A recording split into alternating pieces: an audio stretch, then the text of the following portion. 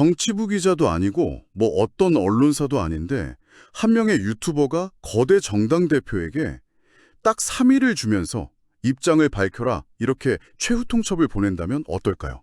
정말 상상하기 힘든 장면이죠? 그런데 더 놀라운 건 당대표가 그 시한에 맞춰서 실제로 응답하는 듯한 모습을 보였다는 겁니다. 사건의 발단부터 한번 차근차근 짚어보죠.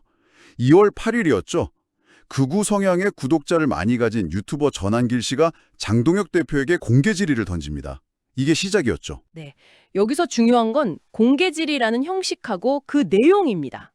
요구사항이 굉장히 구체적이고 날카로웠어요. 어떤 내용이었죠?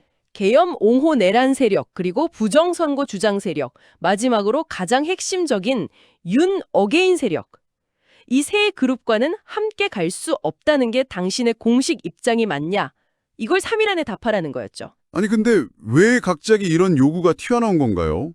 2월 2일에 박성훈 수석 대변인이 한 발언이 도화선이 됐다고 봐요. 수석 대변인의 발언이요? 네. 비공개 의원총회가 끝나고 브리핑을 하면서 박 대변인이 장 대표는 계엄옹호 부정선거 윤 어게인 세력에 동조한 적이 없다고 명시적으로 말했다. 이렇게 기자들에게 전한 겁니다. 잠깐만요. 언뜻 들으면 너무 당연한 말 아닌가요? 당 대표로서 그런 극단적인 주장과는 선을 긋는 게 자연스러운 거잖아요. 그렇죠. 일본적인 시각에서는 너무나 당연한 말이죠. 하지만 당의 핵심 지지층, 이게 배신의 신호로 읽힐 수 있는 발언이었던 겁니다. 배신이요? 네. 여기서 윤 어게인이라는 키워드의 무게를 이해해야 하는데요.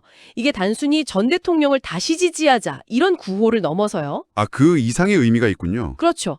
그를 중심으로 한 강경 보수 노선을 절대 포기할 수 없다. 이건 거의 정체성이자 신념처럼 작용하는 구호거든요. 그러니까 수석 대변인의 말을 듣고 우리가 뽑아준 당대표가 우리를 버리려는 건가? 이런 위기감을 느꼈고 맞습니다. 그리고 시한으로 못 박은 그 3일이라는 시간.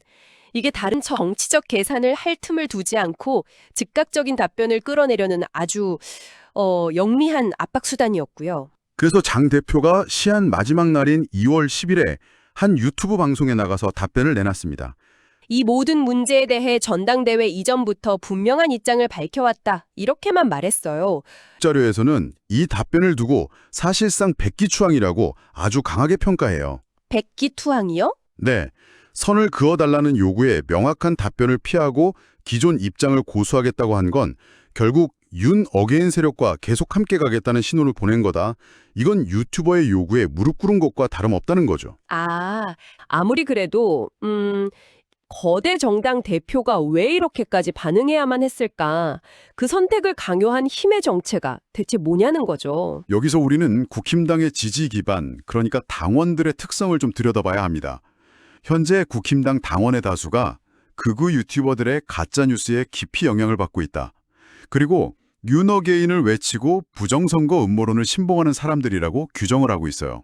심지어 그 자료에서는 이들을 사이비 종교의 신도와 같다는 표현까지 썼더라고요. 맞아요. 그리고 바로 그들이 장동혁 대표를 만든 핵심 세력이라는 거고요. 그렇습니다. 바로 이 당원들이 전당대회에서 장 대표를 압도적으로 지지해서 당대표로 만들어준 핵심 기반이라는 겁니다. 따라서 장 대표는 자신을 뽑아준 이들을 정면으로 부정할 수 없는 구조적인 딜레마에 빠져 있다는 것이 이 분석의 핵심 논리예요. 내부 지지층을 잃는 순간 정치적으로 고립무원 신세가 되니까 그들의 요구를 무시할 수 없고 그렇다고 그들의 요구를 다 들어주자니 당의 외연 확장은 불가능해지고 중도층은 등을 돌리게 되고요. 이런 모습이 바깥, 특히 곧 있을 지방선거를 앞둔 일반 유권자들에게는 어떻게 보일까요? 바로 그 부분에서 보수 진영 전체의 고민이 깊어지는 겁니다. 비판적 분석 자료는 국민 대다수는 말을 믿지 않을 것이고 표로 이어지지도 않을 것이다. 신라를 완전히 잃었다는 진단이죠. 그런데 이런 진단은 보통 진보 진영에서 흔히 나오는 비판이잖아요. 혹시 보수 진영 내부에서도 비슷한 우려의 목소리가 있나요? 있습니다. 그리고 그게 훨씬 더 중요하고 심각한 신호일 수 있습니다. 어떤 거죠? 바로 이 지점에서 보수 성향의 대표 신문인 조선일보의 칼럼이 등장합니다. 2월 3일자 칼럼인데요. 제목부터가 정말 충격적이에요. 국민의힘 망해야 산다. 망해야 산다라니요? 이건 단순한 비판이나 조언의 수준을 넘어선 것 같은데요.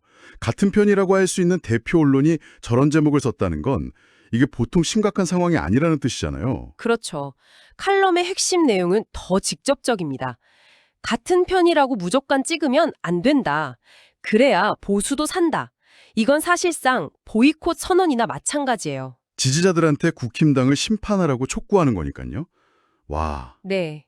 이 분석은 이 탈럼을 두고 조선일보 같은 전통 보수 세력이 현재의 국임당을 구제불능 상태로 판단하고 선을 긋기 시작한 명백한 신호라고 해석합니다. 구제불능? 네. 극우 유튜버와 강성 당원들에게 완전히 장악당한 지금의 당 구조로는 다음 선거에서 이길 수도 없고 보수 전체가 함께 몰락할 수 있다는 위기감을 느끼고 있다는 거죠. 전통적인 우군마저 이 당은 틀렸다. 차라리 한번 망해서 새로 시작하자. 이런 생각을 하고 있다는 경고군요. 정말 사면초과라는 말이 딱 들어맞는 상황 같습니다. 네, 그렇죠. 내부 핵심 지지층의 발목이 잡혀 있고 그 모습에 실망한 외부의 전통적 지지 기반마저 이탈하려는 조짐을 보이고 있으니까요. 네, 그야말로 진퇴양난이죠. 안으로도 밖으로도 출구가 잘 보이지 않는 상황입니다. 이런 딜레마에 갇힌 국힘당의 미래 어떻게 될 거라고 보고 있습니까?